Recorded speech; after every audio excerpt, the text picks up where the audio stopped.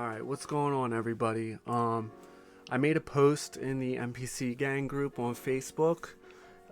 It was yesterday about using your iPhone as a synthesizer sound module with your MPC, and a lot of people responded to it, and some of you guys knew about it and how to do it, but there were also a bunch of people that didn't know and were asking me how to do it. And then some people had mentioned a video, if someone can make a video just showing the process, so I'm going to do that right now. And it's really easy, really simple, super straightforward, so I'm going to try and go through this as quick as possible. And so yeah, let's get to it. So right here I have my MPC and my iPhone, and I'm in the Bluetooth settings of my iPhone, and you can see that my MPC Live 2 is connected right there. And then you just go into your Bluetooth settings in your MPC, and right there, the one that's highlighted, that's my iPhone. It is connected, so you get the pairing done, and that's that part.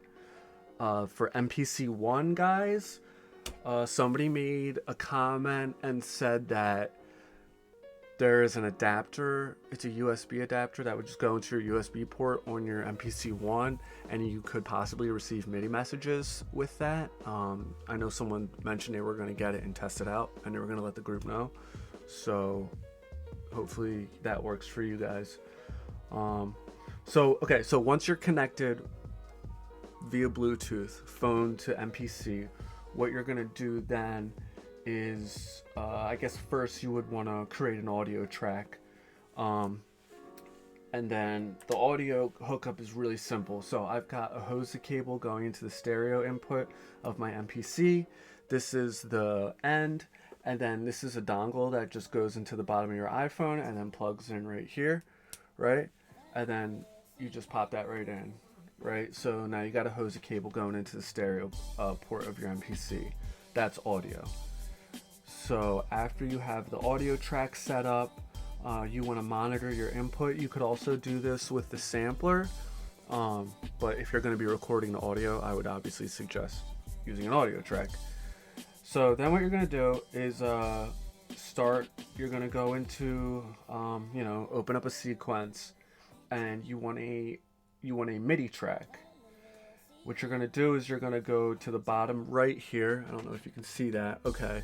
Yeah, you can see you're going to select the MIDI port. Oh, real quick, I just want to also mention, if you go into your preferences and then you go to your MIDI sync, you want to also make sure that your input port is selected to track.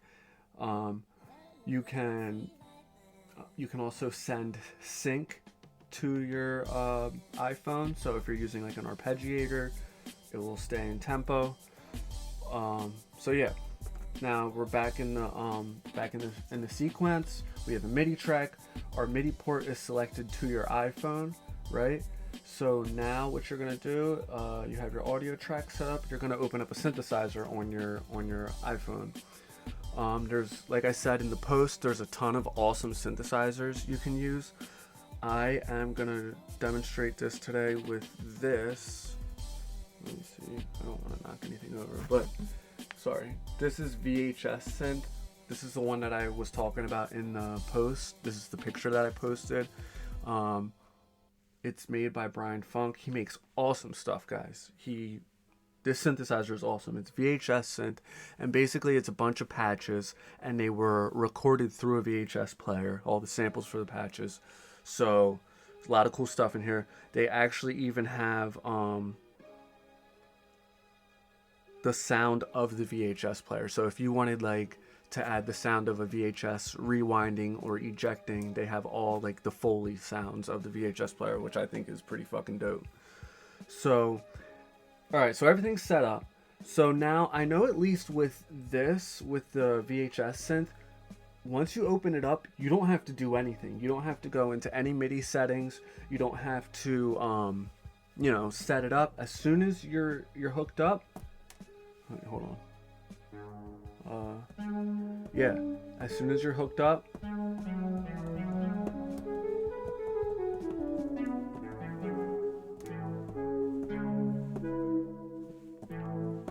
And like basically what I'm trying to show you is here, there's literally barely any MIDI latency.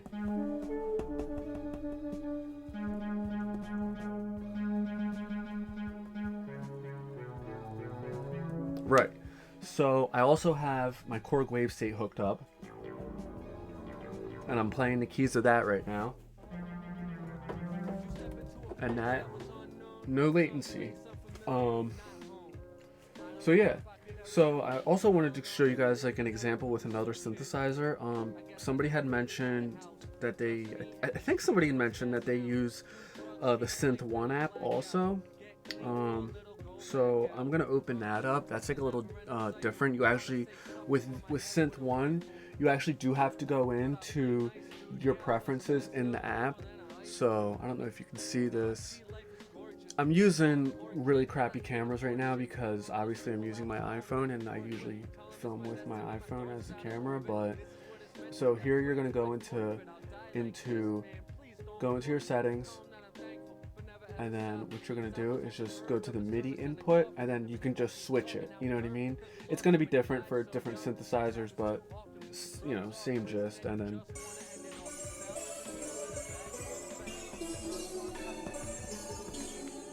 right. So it's super simple, dude.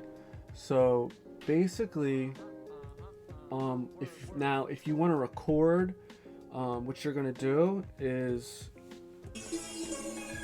it's gonna be just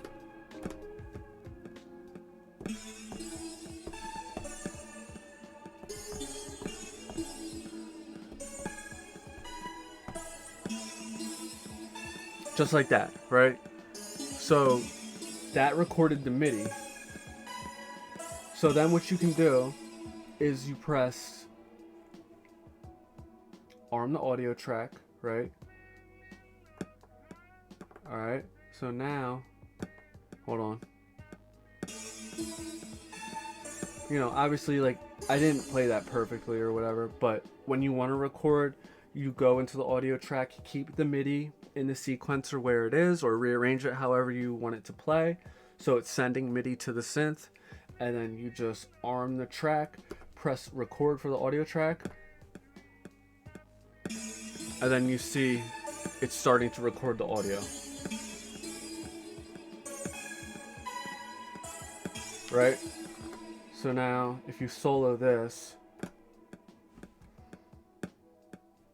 hold on. So now you have audio track of the synth. So what's cool about this too is you could like do it in the sampler, or you could, you know, record that audio track and then you could bounce that to a sample and then, you know, do whatever. But yeah, it's just like another really awesome way that we can use these machines, guys. These machines are extremely powerful. I know there's a lot of talk about, you know, the MPC XL coming out or whatever we're expecting, and you know, I'm not gonna lie, if another MPC came out, I might go for it. But I think at this point, it would probably require me selling my Live 2 in order to get it, and you know, I really like my Live 2. I like my Live 2 Retro. I don't know if I would. I don't know. It all depends what Akai does, and that's even if they do this. You know, we don't even know yet. But I just thought this was an interesting topic. You know, using your phone, because I see so many people. The one thing that they want in their MPC is plugin support, and this is sort of like a makeshift way where you can get plugin support, because there are a ton of synthesizers and plugins that you can use on your iPhone. For those of you that know about Decent Sampler, there actually is, let me find it here. There's a Decent Sampler for your iPhone. So it's the same Decent Sampler that you would use, you know, as a plugin. Yeah, they have it with your iPhone, and it's like you can go to Piano Book and download all the patches.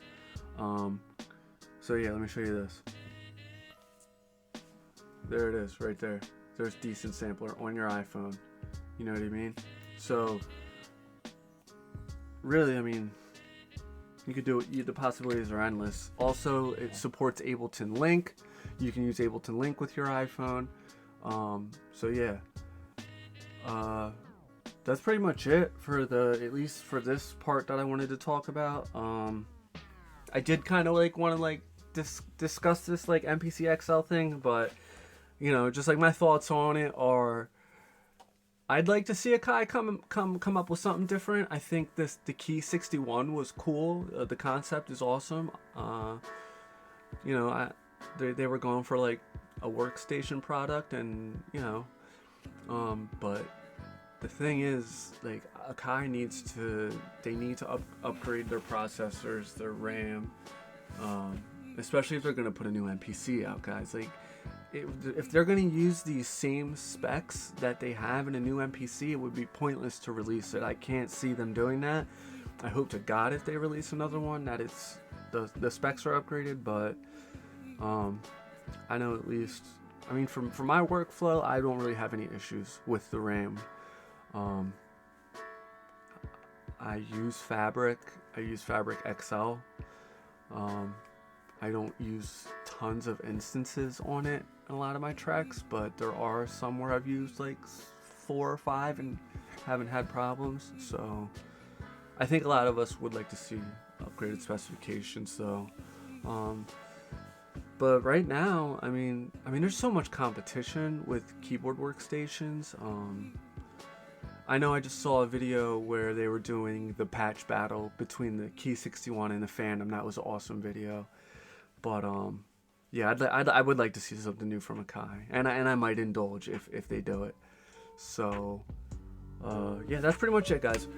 Like I said, if you guys got any questions, if you are wondering about if I didn't make anything clear, like, please reach out, ask. I'm not the best at explaining stuff. I don't know. I suck at talking a lot of the time, but dude, I'm always here to. Dude, I love helping people. I love helping people with these machines. I love these machines. Any home studio questions you guys have, 80% of the time, I probably can help.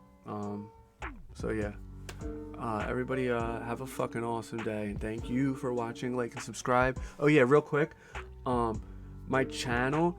The reason I haven't been like so active on my channel is because I just had surgery on my wrist. I don't know if you can see. Yeah, like, so you see, like, I have a pretty gnarly scar right there. I had surgery on my wrist, and I had some legal stuff I had to handle. Basically, for the holidays, I was away for a little bit. I got that handled. My hand is healing up, so I'm hoping to be posting a lot more content. I've been pretty active on TikTok recently, but I want to do a lot more like educational stuff with the MPCs, with some of my home studio gear.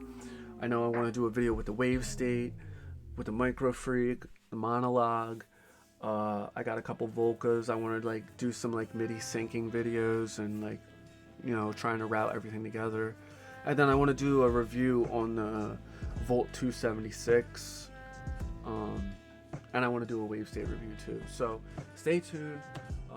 Yeah, that's it, guys. Peace out.